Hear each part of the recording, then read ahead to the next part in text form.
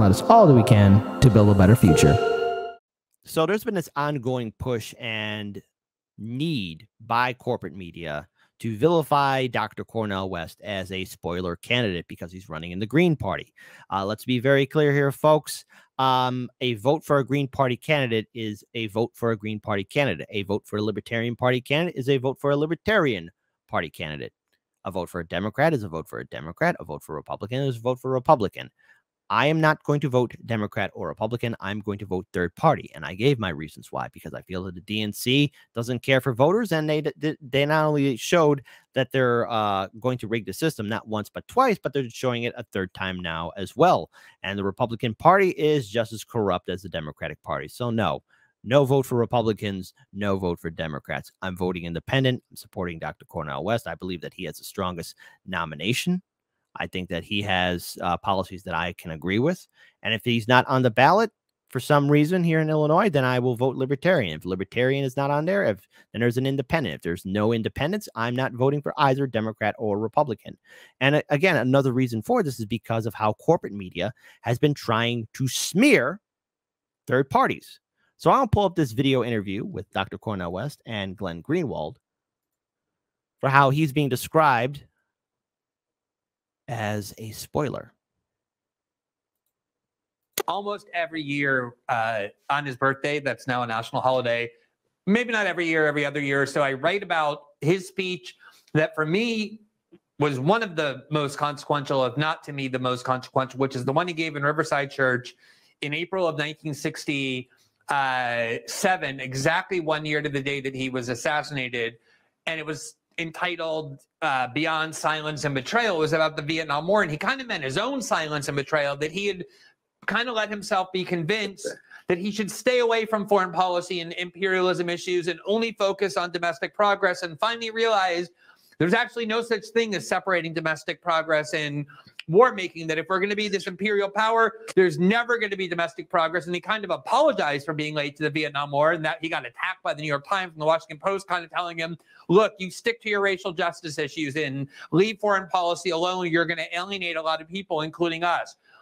One of the arguments I've seen a lot of people making, including people who like you and admire your work, is that it's absolutely clear that the lesser of two evils, if it's Trump versus Biden, Trump versus DeSantis, is the lesser of two evils is clearly Joe Biden. And that therefore, maybe if you live in a state that's a safe state, one way or the other, either automatically red or blue, go ahead and vote for you as kind of sending a message to the Democratic Party.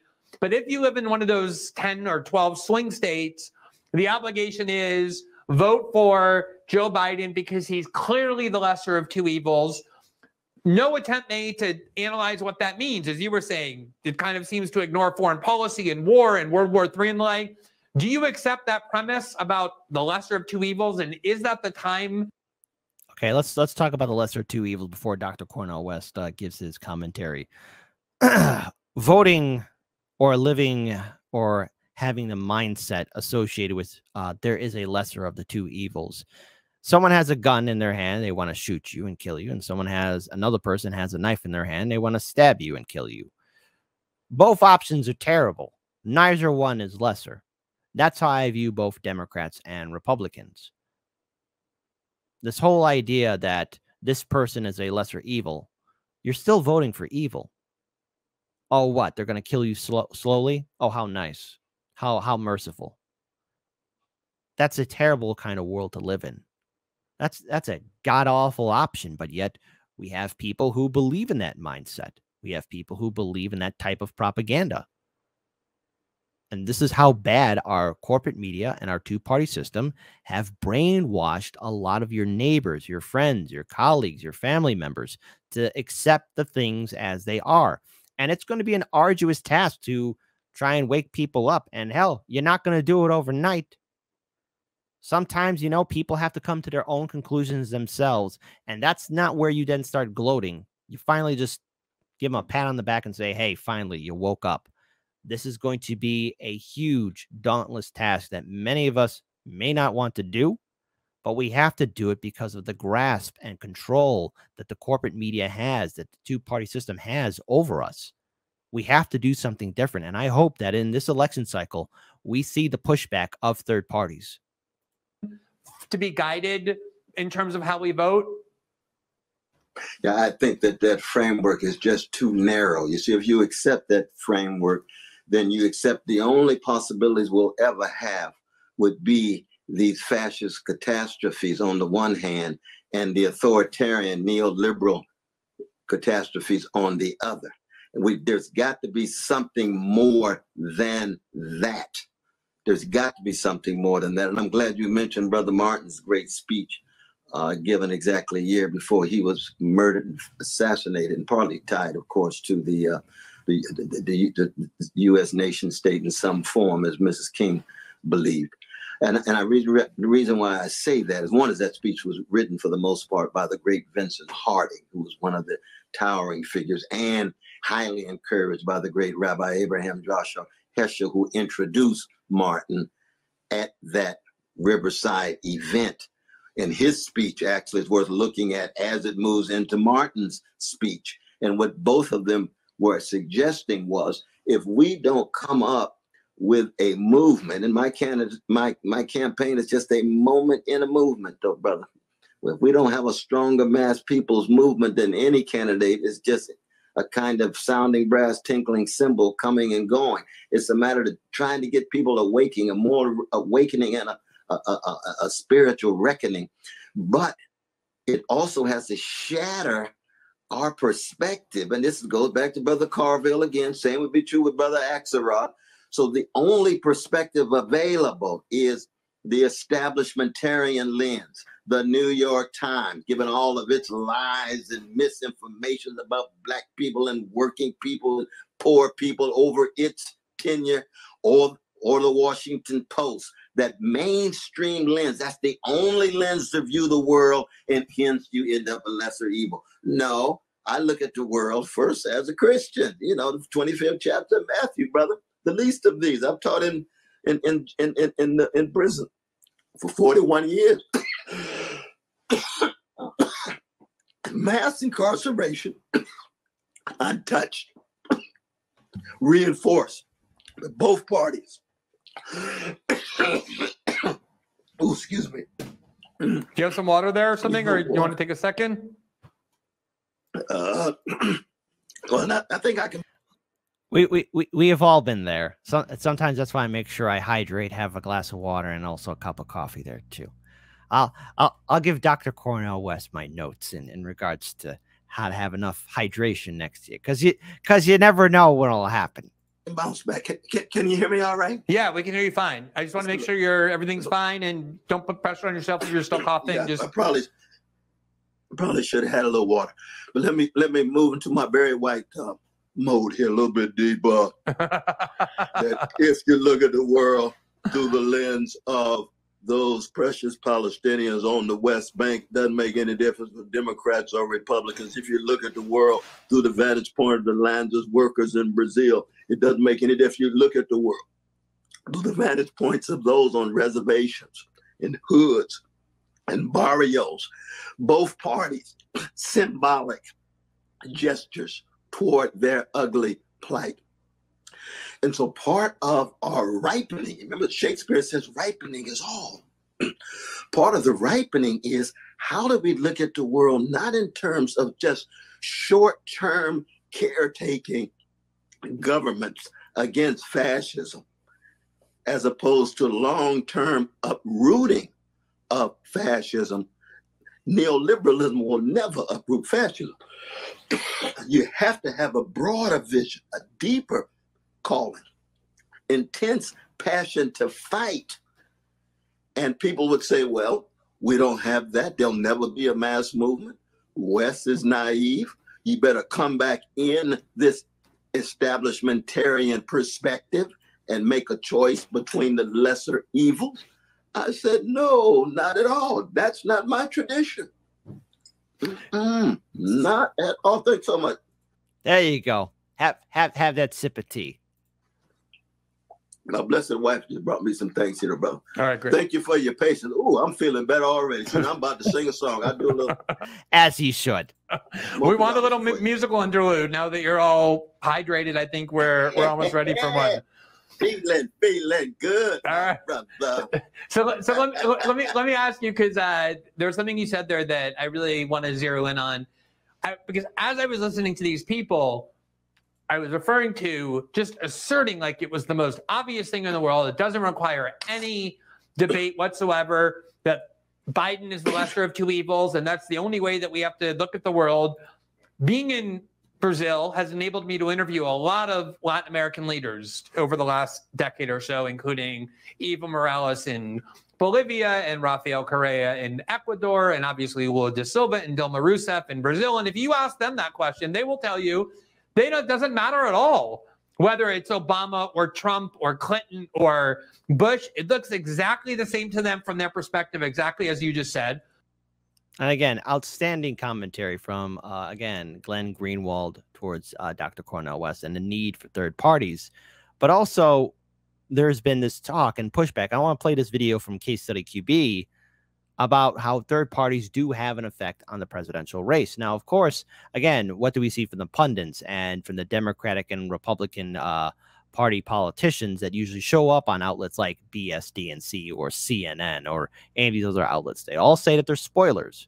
So again, bear with me, folks. This is the corporate media narrative, and this is the stuff that Glenn Greenwald has been calling out. This is stuff that Dr. Cornel West has been calling out. This is stuff that we hear at Hard Lens Media, Revolutionary Blackout Network, Convo Couch, Do Dissidents, the Jimmy Dore Show. We've been all saying this, that the system wants to prevent you from having another choice other than Democrat or Republican. You've got some analysis on the idea of a third-party candidate. There's been a lot of buzz, at least around in D.C., the last couple of weeks about no labels. I don't know they've caught on nationally just yet, but certainly. And again, this whole idea of no labels. All right, let's be very clear. It is corporatist. This whole idea of it's filled with maverick politicians. Please, if you're an independent voter, you like third parties, or if you, let's say you're a conservative voter and you're impressed that there are Democrats that are working with Republicans doing a no label thing, don't fall for it. Please don't. That's not a legitimate third party. No labels is filled with establishment hacks from both parties. Okay. They're corporatists. They're corporatists. They're corporatists. Please, people of the free world, or at least of the United States, don't fall for the no labels fraud. Certainly, it's alarming people, particularly Democrats, who fear that this could be, if they were to put forth a third-party candidate, maybe a Senator Joe Manchin, who we're seeing there, that could only hurt President Biden. Right. Because there's some of this is political PTSD. All right. Democrats you don't have to look very far back. 2016, you look at those third-party candidates, you go, but for those third-party candidates, Hillary Clinton would be president. Ralph Nader in 2000. So understandable why Democrats would be worried about having a third-party candidate, especially one who presents as No Labels presents this person as an independent moderate, winning back those suburban voters who weren't really into Joe Biden, but didn't like Donald Trump. Totally understand that. But the data isn't really telling us all that much. If you ask a poll question to anyone, which Quinnipiac asked the other week, would you consider supporting an independent candidate? 47% said yes, 47% said no. You could ask me to consider a whole lot of things. I would probably say I'd consider it. Sure. But I might not end up doing it, right? Well, again, here's the thing, okay? People are able to make their own choices. And when enough people soon start waking up to the fact that both parties are filled with individuals that only enrich themselves and work for their corporate donors, the average voter will either, one, choose to no longer participate in electoral politics. And again, it is understandable why. Or either that said voters will support independents and third parties. This is why we need to break away from the two-party system, because again, when you have corporate media being dismissive or either that kind of humoring the idea of what a third party could be and what it can do, I think a lot of people need to get over the fact of what happened in 2016. Yes, Hill Dog lost. Not because of Jill Stein or Gary Johnson or Russia or Bernie Bros. It's because Hillary Clinton ran a piss-poor campaign. Nobody liked her. Nobody respected her. And nobody wanted to waste their time supporting a neoliberal corporate candidate, which is why she lost to Donald Trump. Simple as that. 1, 2, 3. And if this triggers vote blue no matter who, people, well, then that's on you. It's not my fault that the Democrats are failures. It's not my fault Democrats have zero follow-through. It's not my fault that Democrats don't know how to win. It's on them, not me. Hey, would you eat this tofu dog or this regular hot dog? I'd consider it, but I'd probably end up with a regular hot dog. I don't know. Maybe I'd. Stop talking about, quote unquote hot dogs. I mean, these people in corporate media don't, they eat fine food.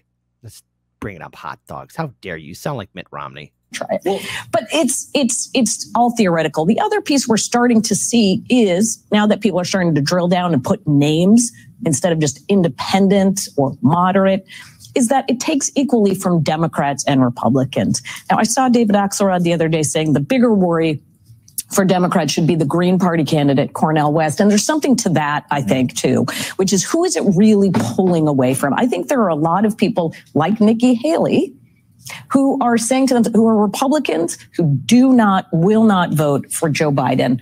But if there's another option that's not Donald Trump, they would consider that, right? They would vote Republican all the way down the ballot, vote for an independent third-party ticket.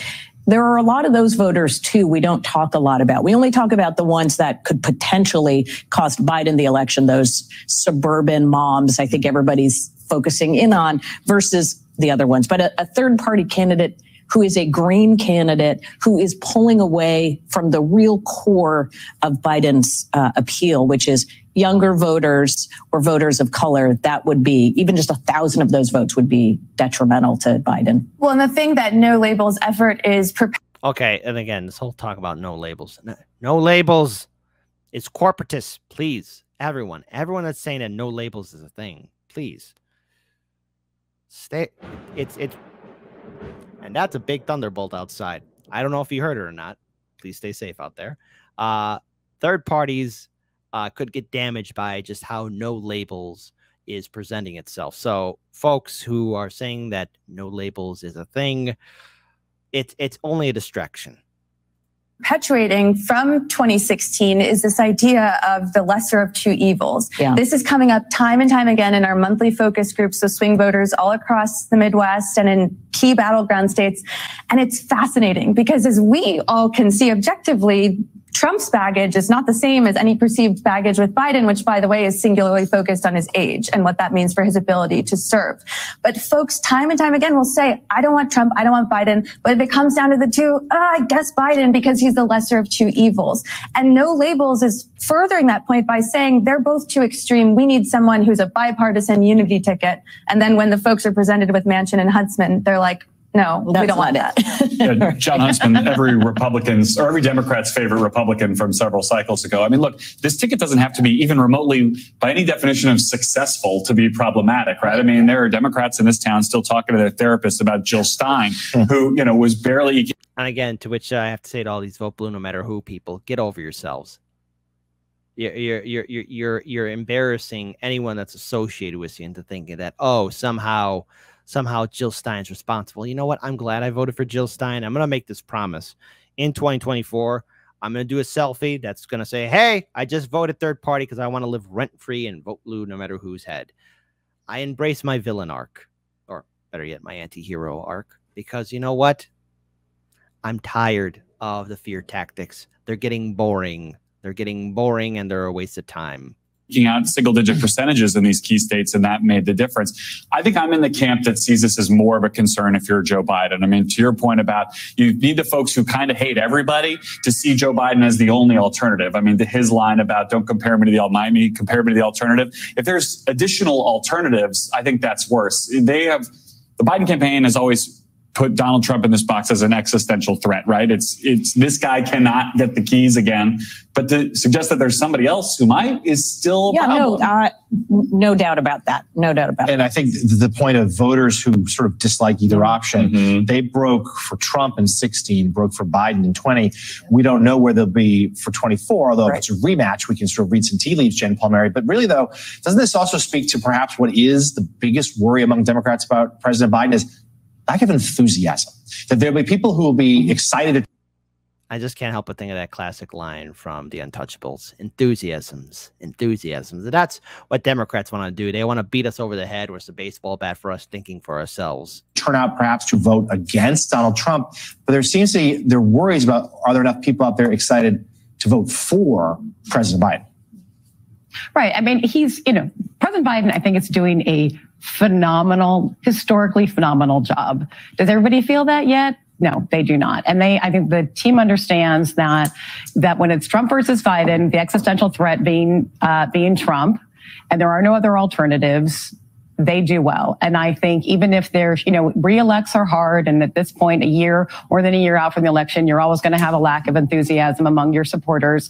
But that existential threat is still going to be there come November of 2024, when we expect that Trump is going to be the nominee. And I feel confident that the Biden team will be able to turn out the same amount of people that we needed in 20 to win. And I've seen poll, last week on Friday, Lemire, we had that poll on the show that showed that the third party candidate actually might help Biden as opposed to Trump. But it's really the Biden.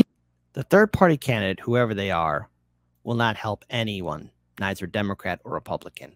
What I want to see happen is the third parties succeed and win. What I want to see happen is, dare I say it, the Greens and Libertarians win, respectively, maybe one electoral college vote. I would like to see that ideal scenario. Now, do I see that playing out? I mean, it's going to require organization and enough people pushing away from voting Democrat or Republican. I want to see both parties get double digits in regards to getting enough to be recognized as a legitimate party here in this country come election night.